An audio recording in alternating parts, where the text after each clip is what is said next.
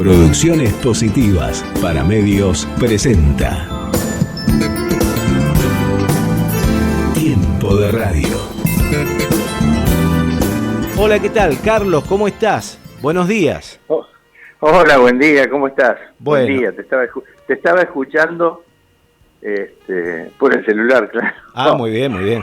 Cuando me cortó la llamada. ¿Cómo vas? Justo, lo interrumpí en lo mejor. Bien, acá estamos.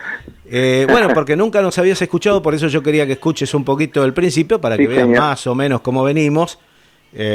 Somos nuevos en tu vida y entonces era importante que escuches un poquito, un picadito de lo que vamos a... o de cómo viene el programa en el comienzo. Tenemos varias cosas de las cuales vamos a compartir hoy, vamos a compartir con la audiencia, pero también vamos a hablar con Carlos sobre estas cosas que tanto nos interesan. Primero, ¿cómo estás, Carlos? Bien, te agradezco mucho este llamado, la verdad que sí, que nos estamos inaugurando mutuamente, pero un gusto, la verdad que es un gran gusto.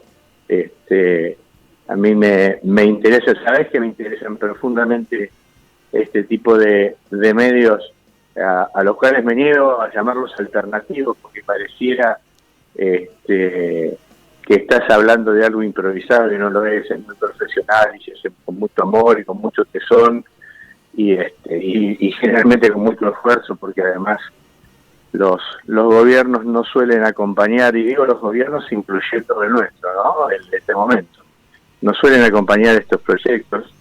Vos hablabas al principio del derecho de la información o el derecho a la información y el presidente ha explicado largamente, lo ha explicado, no estoy diciendo ninguna novedad, que él no considera que la información sea un derecho, que considera que la información es un negocio y por lo tanto, bueno, actúan en consecuencia, así que nada, te agradezco mucho el llamado, estoy muy contento. Pero por favor, bueno, Carlos, es verdad, esto que habla el presidente, a él le parece que es un negocio y bueno, y él aporta al negocio, por supuesto, de pocos, por supuesto, de Clarín, por ejemplo, con una pauta extraordinaria y fundamentalmente a ese medio, y increíblemente no le funciona como a Larreta, por ejemplo, que él sí aporta dinero, pero para que no hablen de él directamente o se hable poco, ¿no? Claro.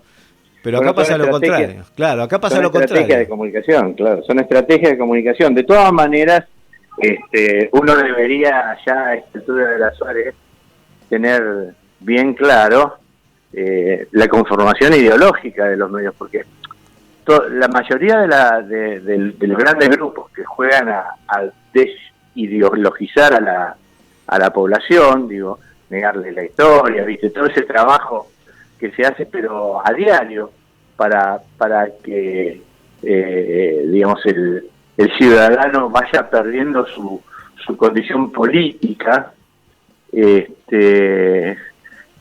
Esos grupos y esos sectores están altamente ideologizados y es muy difícil luchar contra las ideologías.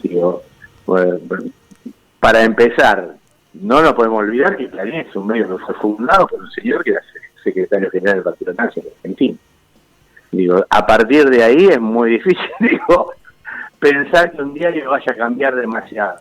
La Nacional es un producto de del más rancio liberalismo de la Argentina, de Bartolomé Mitre, y todo lo que se ha creado en torno a esto, asociado a esto, tiene que ver con esas cosas. Así que hay un gasto, es cierto, pero también hay un acompañamiento ideológico en la gestión de Horacio Rodríguez Larreta.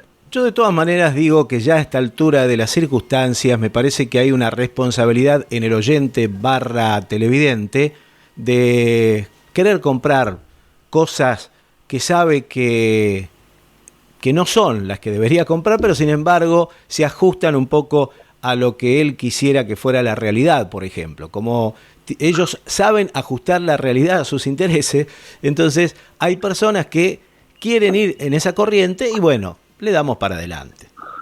Sí, pero el problema es que hay personas, hay muchas personas, yo te diría que hay entre un 35 y un 40% de la población que vota, que decide, que elige, que condiciona al otro 60-65% del país, que no está mínimamente interesada en reflexionar respecto de este tipo de cosas. Y que decide, casi te diría que un poco por impulso. Si vos a ese colectivo lo saturás con información, finalmente terminás consiguiendo el objetivo que pretenden. Fíjate, una de las cosas más fáciles de ver y sin embargo más difíciles de creer de parte del público en general. El centro suele ser el equilibrio en muchas cosas, no en política. Claro. En política el centro es la no política. Ni chicha ni limonada. Claro, es la ausencia ideológica. El equilibrio en política es la confrontación de dos fuerzas antagónicas en la medida en que, digamos, estas fuerzas pueden equilibrar la distribución, la administración del Estado, un montón de cosas. Sin embargo, hay un montón de gente que cree que hay que apuntar, a políticos de centro porque son más equilibrados. Y esto es una idea que viene por los medios. Yo creo que nadie puede reflexionar. Bueno, mira, los albertistas están diciendo, por ejemplo, que con gobiernos moderados como el de Alberto Fernández se han logrado conquistas. Yo la verdad que no soy un erudito en leer, realmente me gusta más ver videos, no soy de los que se sientan a leer, es un error, por supuesto, mío como comunicador, pero yo trato de mirar La República Perdida y tantas otras películas donde uno puede encontrarse con la realidad, aunque, insisto, leer libros es fundamental para todos, menos para mí que soy bastante chambón. Mientras que mi hermoso perro está desesperado cantando la marcha peronista, no lo entendés bien porque es en idioma de perro, pero bueno. No, lo entiendo, los peronistas nos entendemos aún hablando idioma de perro. ¿Viste? Bueno, mira, terminamos con un perro cantor porque, claro, estuvimos en una radio justamente peronista, pero parece que ciertas críticas tampoco caían demasiado bien y tuvimos finalmente que crear nuestro propio medio, con mucho, como decías vos, porque bien lo conocés el tema de medios y se nota claro, cuando lo describís, que para poder llevar adelante este derecho, que es un derecho más, que es el derecho a la información, y bueno, hay que crear su propio medio, ir de a poquito, como la hormiguita, ¿no? Poniendo un granito de arena. Porque no tenés ni siquiera los lugares de nuestro propio, supuestamente, entre comillas, palo, donde uno pueda desarrollar este tipo de comunicación, porque siempre afectás algún interés. En cambio, en este caso, nosotros podemos libremente hablar sin ningún problema. Quiero que me cuentes primero, antes de seguir, porque veo que venimos muy bien entonados, contame un poco cómo es tu situación. ¿Estás casado? ¿Hijos? ¿No hijos? Sí, estoy casado, tengo 4 hijos.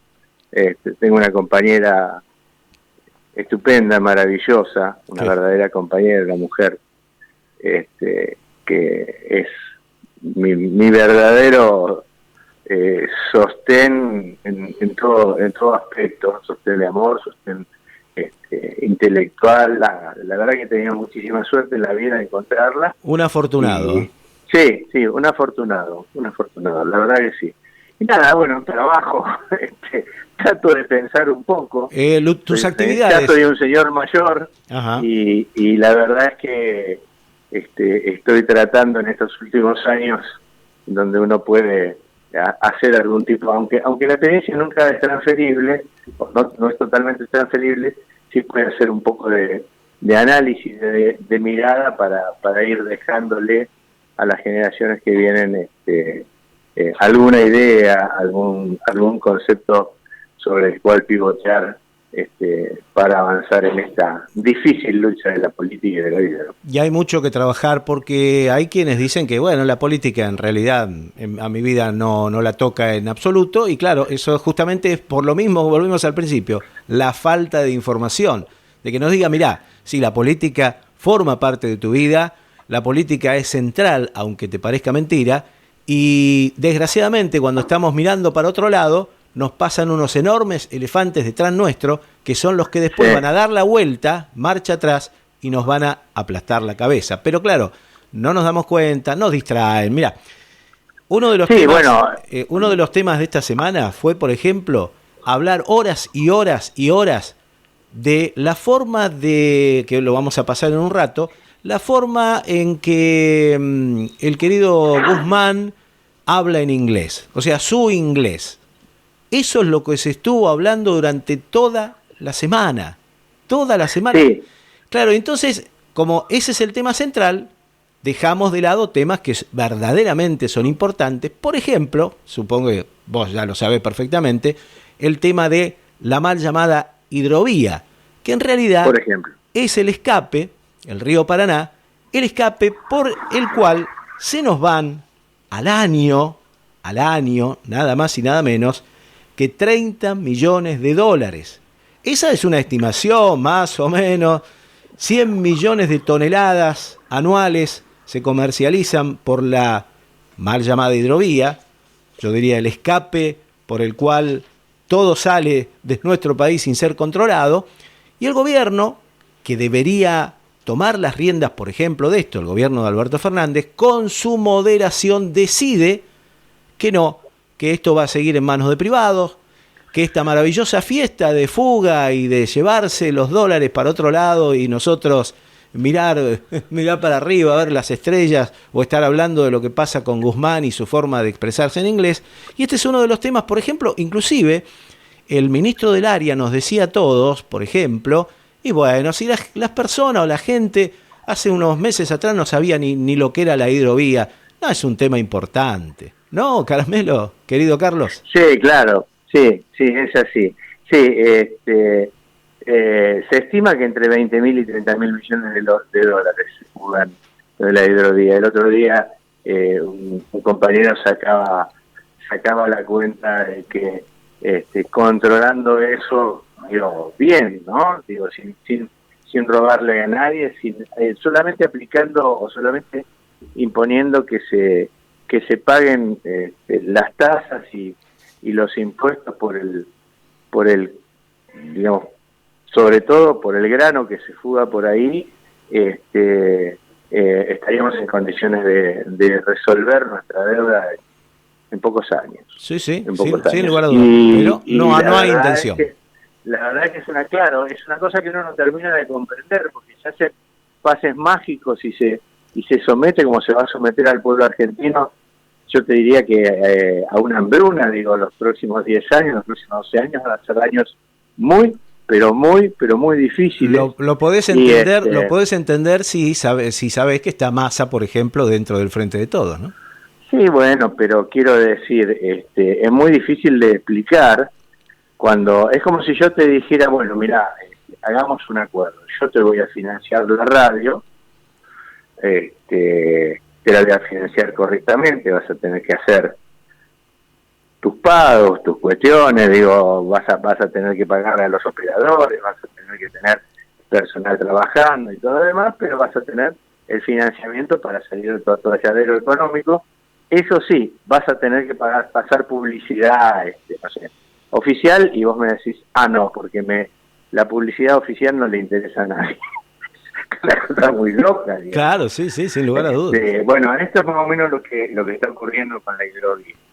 Pero es cierto, digo, en la medida en que nosotros, no solamente nosotros, la sociedad en su conjunto, digo, se detiene a discutir el nivel de pronunciación del canciller Cafiero, me parece que estamos en una suerte de discusión falaz.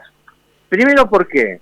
Porque ninguno de los que discute, o el 99.9% de los que discute, tiene una pronunciación muchísimo mejor que la que puede haber tenido Cafiero en este discurso. No, perdóneme, Caramelo, pero usted no lo escuchó al number one del idioma inglés, que es nuestro querido y célebre endeudador serial y fugador serial y vaya a saber qué otras cosas seriales, el querido y bien, siempre reconocido, ¿no?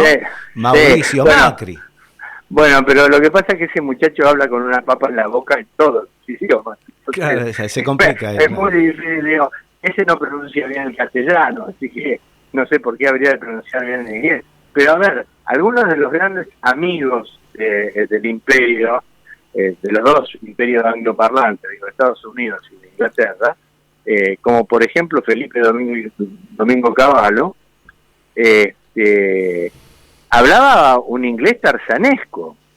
Digo, tú Jane, yo Chita, yo Tarzán. Digo, no era... pero nos robó como Cristóbal Colón. Claro, por eso digo, no... A ver, tener una buena dicción, una buena pronunciación, no te mejora en términos políticos. Digo, la inteligencia política pasa por otro lado. No sé, de los medios de comunicación pidieron la renuncia de Guzmán por esto, la renuncia. Bueno, sí, claro, por supuesto, porque es una manera de tener atenta a la sociedad. Yo a ese sistema de comunicación lo llamo el sistema de la foca loca. ¿Qué es esto? Tenés a una foca aplaudiendo adelante con una pelota sobre la trompa o sobre la nariz girando, y por atrás, los elefantes pasan y defecan en la pista. Digo, puede pasar cualquier cosa. Claro, lo que sucede, lo que decíamos hoy, copiar y pegar lo han igualado a pensar, cuando son dos cosas diferentes, ¿no? Bueno, pero hay una cosa muy importante, un librito muy breve, muy profundo también, de un célebre coreano, filósofo coreano que se llama Byung-Chul Han, que se llama La sociedad paliativa, y el tema es que esta sociedad no quiere pensar, quiere todo, no quiere nada que le cueste, no quiere nada que le importe algún tipo de dolor o sacrificio. Esa es la verdad. Ahora, por ahí uno de los grandes miedos que yo tengo y siempre lo manifiesto, sí, es ese 20% de ciudadanos, porque vos me hablabas del 40%, pero ese 40%, digamos, que está hipnotizado como la víbora esa que le está tocando la flautita, y no, pero después hay un 20% que vota sin informarse de nada, simplemente con el termómetro de lo que le sucede en la parte económica. Y desgraciadamente hace 2 años, por una cosa o por la otra, la realidad que con esta moderación, que llaman los albertistas moderación, ser prolijito, ser cuidadoso, no se ha podido solucionar temas que son claves, como esto de hoy, un trabajador que trabaja sus 8 horas, que se rompe el lomo, que viaja 2 horas, 4 horas, y que sigue siendo pobre, /indigente. Sí. Entonces, ese 20% que va a votar en última instancia, también, por supuesto, equivocado, porque digo, vamos a volver atrás a votar a lo que estaba antes para ver si ahora sí pueden solucionar las cosas. Pero bueno, sacando esto, seguimos esperando la épica de Alberto Fernández y decimos, tenemos miedo que llegue la derecha, aunque en realidad la derecha sigue presente hoy. Por ejemplo, en esto de la hidrovía, que no se toca. Sí, y en tantas cosas más. Y mucho más, claro. Sí, en tantas cosas más. Digo, cuando el jefe de gabinete de este país, asiste a la embajada estadounidense y se saca una foto con la bandera de Ucrania, cuando uno cuando se ha hecho evidente los motivos de esta guerra, que como los hombres son motivos económicos, y que la representación de Ucrania, que además, su presidente da conferencia de prensa con una remera con una esvástica pintada sobre la tetilla izquierda. Me parece que se están violentando algunos de los códigos políticos, pero además se está expresando cuál es el sentimiento profundo de algún sector de este gobierno. El sentimiento profundo de algún sector de este gobierno, y se expresa muchísimo en esta idea que deja ayer el presidente en su discurso. ¿Sabés que ni me tomé la molestia de escucharlo? Resúmelo en 2 o 3 palabras. Pero en un punto él dice, ha llegado la hora de consensuar para sacar el país adelante y demás, y evidencia esto que venimos percibiendo muchos, que él y parte de su gobierno tienen una franca disposición, digamos, para consensuar con lo que sería la derecha moderada de este país. Para entregar las banderas, Carlos. Sí, exactamente. Y entonces la pregunta grande es, si ahora expresa la necesidad de consensuar, puede haber pactado también antes, ¿no? Es decir, esta denuncia de que existe un pacto tácito entre Macri y Alberto Fernández puede haber ocurrido. Digo, puede haber ocurrido porque nosotros vemos como, qué sé yo, como compañeros han muerto, como en el caso de Timerman, inhabilitados para ir a curar su salud a Estados Unidos, y Macri es habilitado para ir a jugar al bridge. Sí, no, realmente, ese es otro tema, que nosotros permanentemente hablamos y empezamos, mirá, así como el cuentito.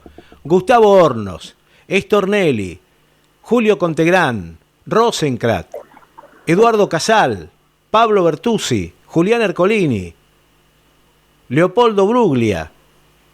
Y vos decís que es un equipo de fútbol, ¿viste? No. Y siguen la firma. Sigue la firma. No, esto es un equipo de amortiguación para todos los despojos que hemos sufrido de parte de los mismos de siempre, de toda la historia, de toda la historia.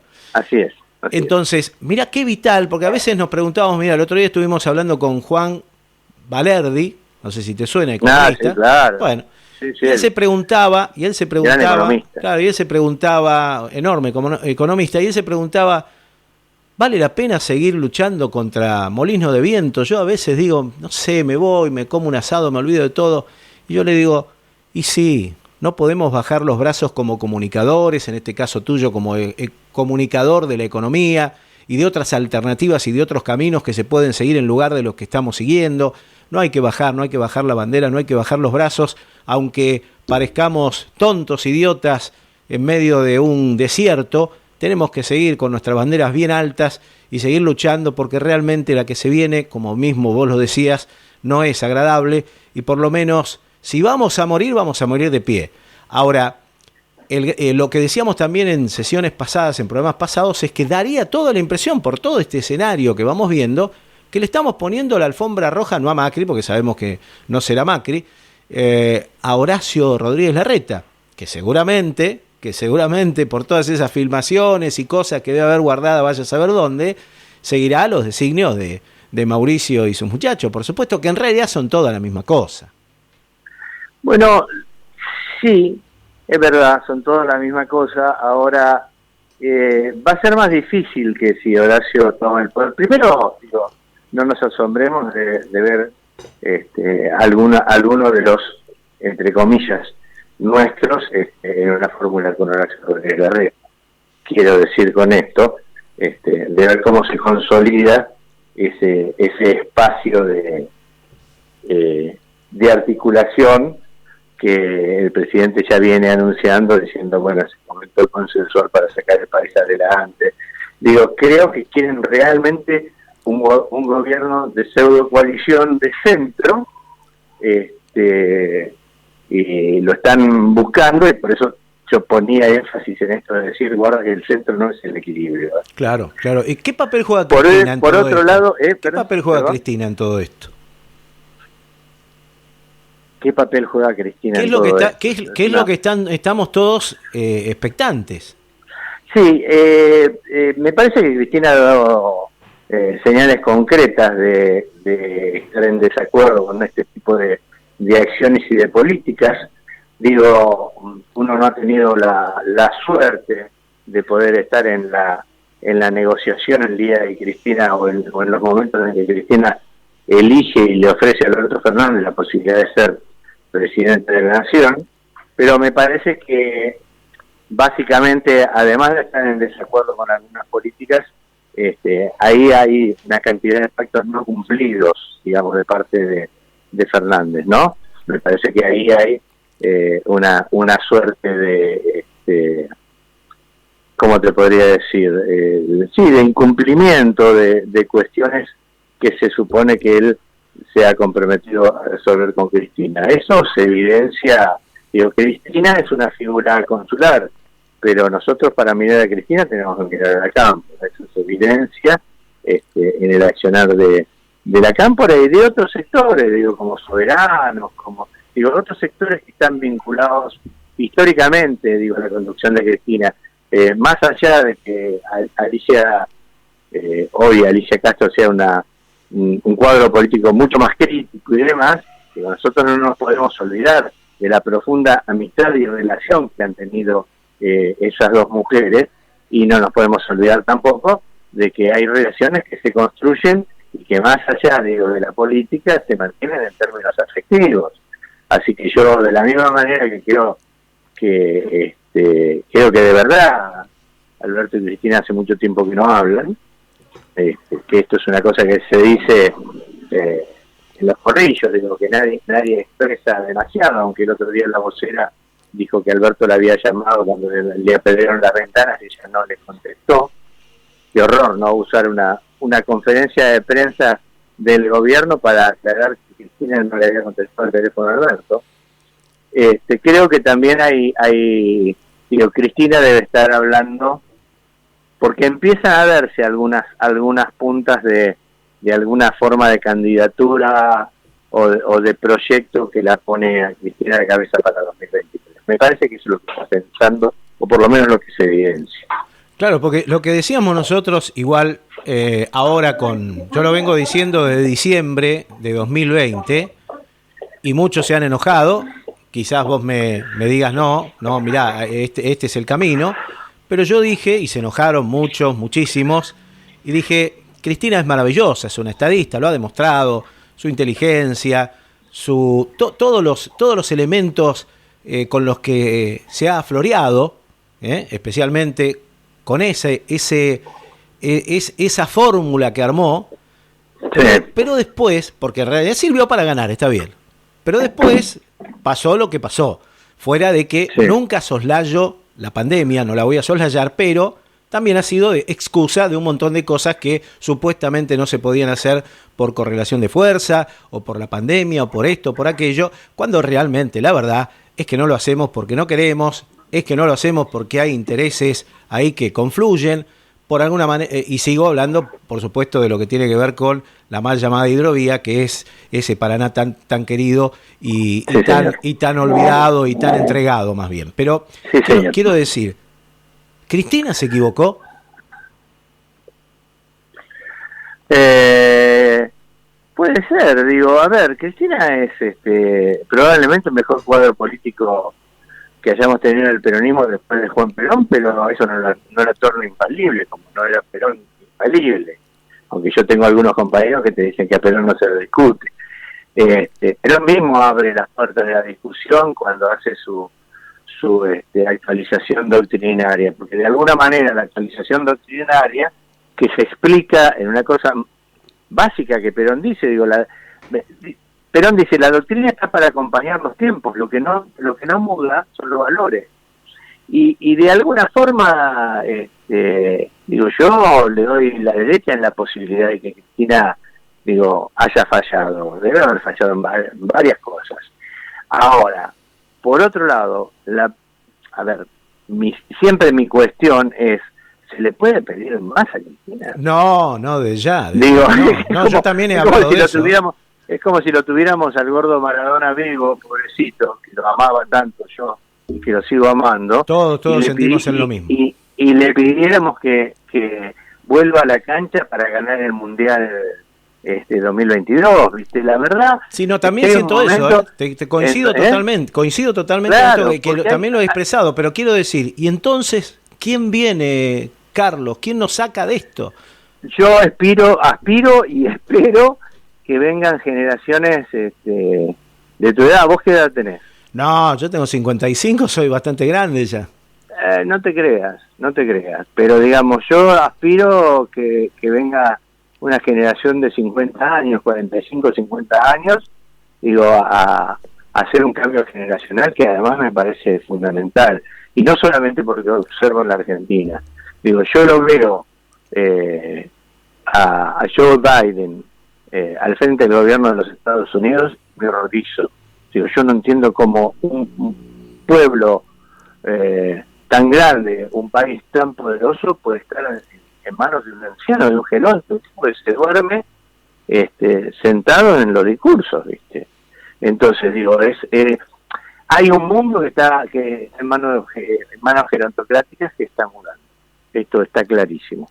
La Argentina, como cuando yo era joven, que las películas llegaban 2 años después de que se estrenaban en Warner. Sí, ¿te acordás? La Argentina viene un poco atrasada en eso porque todavía el poder está en manos de una gerontocracia muy importante. Digo, Mañeto es un hombre de más de 75 años,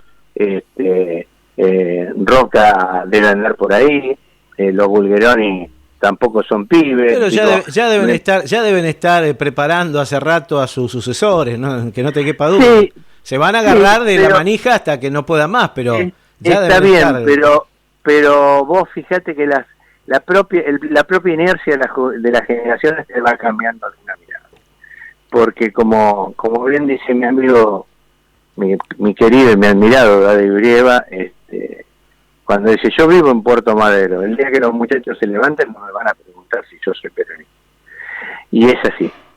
Y me parece que hay nuevas generaciones que están viendo eso, porque el mundo en manos de un 1% de personas que tienen el 82% de la riqueza no resiste, querido amigo, no resiste.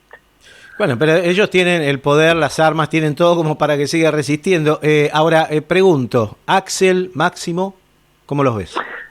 A mí me gusta mucho Axel, me parece que está opacado por su condición de gobernador, en función de que vos sabés que todos los gobernadores tienen una dependencia muy importante con el Estado Nacional. Este es un país digamos de nombre federal, pero de apellido unitario. Y la verdad es que la concentración, digo, de poder y sobre todo la concentración económica en manos del Estado Nacional hace que los gobernadores muchas veces no brillen lo que deberían brillar. Dirimen las aguas, claro. Claro. Ahora, hay pero cosas, yo lo veo haciendo una gran gestión, lo que pasa es que volvemos a lo mismo de siempre, ¿no? La comunicación. Mientras están hablando de las pavadas que están hablando, de cómo habla Guzmán, o de los silencios de Cristina, o cuando habla Cristina, o los silencios de Cristina, o los silencios de Alberto, y 500 millones de cosas por el estilo, no contamos, por ejemplo, entre esas cosas cotidianas, que pintaría cual lea cómo es nuestro querido Axel, que yo también tuve la posibilidad de conocerlo, que él, por ejemplo, mientras que la querida Vidal, esa muchacha que pudo comprar una casa maravillosa, un departamento en el lugar más caro de Buenos Aires, habiendo tenido ella simplemente la mitad de un auto y la mitad de una casa en Morón, pasó, ¿no? Sí, y que ahora nos avisa que no le alcanza el sueldo para vivir. Pobre mujer.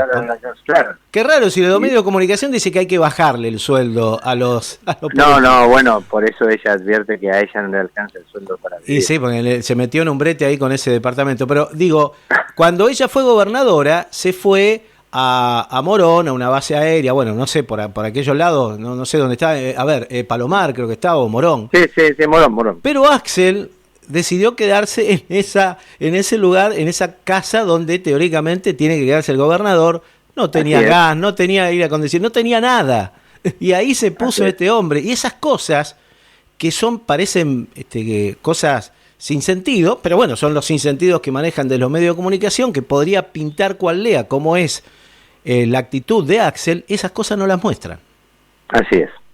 Y no muestran tantas otras, ¿no? Y no muestran tantas otras obras que estaban absolutamente paradas y se terminaron, digo, formas de... A ver, tenés que ver nada más la situación de los docentes en la provincia de Buenos Aires. Digo, María Eugenia Vidal había encontrado en los focus group, digo, que su enemigo ideal eran los docentes, y tenía una guerra abierta con los docentes de la provincia de Buenos Aires. El primer año que Axel llegó, negoció, y no ha habido en la provincia de Buenos Aires desde entonces ningún problema con los docentes. La pregunta es, hermano, si ustedes que tienen hijos, si ustedes que tienen nietos, no ven este tipo de cosas, porque no necesitas que te explique un diario eso, ¿no? Mandás todos los días a los pibes de la escuela y van, y no hay paros, y no hay y no hay maestros en las calles, y no hay calles de La Plata cortadas por manifestaciones que van a pedir que les acepten la negociación. Los citaban y no los recibían. Yo no sé porque esto pasó antes de ayer, no es que pasó en 1870. Así que me parece que también hay como una decisión de ver solamente... Mi abuelo, que era un viejo conservador, leía La Nación y siempre me decía lo mismo. Yo me levanto, abro el diario y leo las cruces. Las cruces eran los obituarios de la gente que se había muerto, naturalmente, ¿no? Sí, sí. Y leo las cruces. Y si no figuro entre las cruces, entonces salgo a vivir porque estoy vivo. Él expresaba de esa manera esta suerte de fe reverencial que tienen las personas en aquella época en los diarios y hoy por ahí en la televisión. Lo dijo la radio. Claro. Pero la imposibilidad de ver más allá de esos medios, esto es lo que a mí más me preocupa, la vieja historia del vasco que quería que le vendieran un pan de jabón y decía que era queso, y el almacenero le dijo, muerda, y el tipo mordió el pan de jabón y dijo, tiene gusto a jabón, pero es queso. Esta es la cuestión de lo dijo la radio, es exactamente lo mismo. Salís a la calle, ves que pasa otra cosa, pero dice, no, pero la radio me lo dijo. Estás cruzando el puente Pueyrredón y sin ningún tipo de problema y diciendo, no, si yo vi en televisión que había un corte. Estas cosas son incomprensibles, pero ocurren todos los días. Claro, y desgraciadamente los medios de comunicación, como siempre digo, del Estado, están totalmente allí abandonados, prácticamente no se habla de política, no hay debates, todo lo contrario a lo que hacen los medios del establishment, que están las 24 horas, los 365 días del año, horadando entonces la credibilidad de Alberto, de su gabinete, en realidad de la política, poner en cuestión la política, porque claro, el día que puedan derribar a la política y al sindicalismo, ahí hablabas de Baradel, por ejemplo, el día que lo puedan derribar esa valla, y bueno, ya no van a tener los trabajadores ningún tipo de valla de contención para esta voracidad de los grandes mercados, de los grandes terratenientes, de los grandes millonarios, que no tienen límite, porque evidentemente no tienen límite, y tiene que ver con una cuestión también, en un rato vamos a hablar de eso, qué lástima que no lo vas a poder escuchar, pero después mandame un mail, así te puedo mandar el programa. Vamos a estar hablando, además de esto que hacen muy bien los medios de comunicación, que es dividirnos, porque es la única forma de ganar, dividirnos. Entonces, hablan mal del homosexual, después hablan mal de, no sé, del que vende panchos por allá, o del que vende ropa en la puerta de otro comercio, porque ese hombre es ilegal, en fin, van dividiéndonos permanentemente para lograr ese objetivo que es que presida los destinos del país alguien que permita que el libre mercado y la libertad de mercado y todas esas libertades por el estilo reinen ante, por supuesto, la posibilidad que un trabajador se pueda desarrollar, ¿no? Así es. Bueno, Carlos, ya nos queda casi muy poco tiempo. Yo te agradezco muchísimo. Quiero que nos cuentes dónde te podemos escuchar. Bueno, en un rol totalmente diferente a pero no tanto. Yo estoy los domingos a la mañana en la AM530, la radio de Padres, con mi amigo Max de Lucri haciendo una comedia radial que se llama La Gran Estafa. Estoy los viernes como columnista de Camilo García, estoy los lunes como columnista de un programa de Radio Caput que se llama Lugares Comunes, que va de 9 a 10 de la mañana, y bueno, nada, que si escribo para Teclaeñ y escribo para el blog para el sitio de Sandra Russo, y escribo para el sitio de Liliana Teforesi, y por ahí me invitan en algunos otros medios, así que bueno, tengo una actividad bastante... Todo gente grande, todos grandes, todos grandes. Para cerrar esto entonces, expectativas para 2023, falta bastante parece, pero con este panorama, ¿pensás que cambiará? ¿Pensás que podremos hacer algo como para que no haya un Larreta o un parecido en 2023? Siempre se puede hacer algo. Yo creo que lo que va a ayudar, para que eso sea así, es que en 2023 vamos a tener 3 fuerzas y no 2, muy parejas. Vamos a tener a la parte más cerril de la derecha, representada por Macri, por Milei, por Patricia Bullrich y todos sus acólitos, formando de alguna manera un bloque que se va a presentar para ganar la presidencia de la Nación. No nos olvidemos de Espert. Sí, bueno, de Espert, por supuesto. Y de tantos otros, no te creas, yo la veo a Vidal más cerca de eso que de Horacio Rodríguez Larreta. Me parece que va a haber una propuesta de pseudo equilibrio del centro.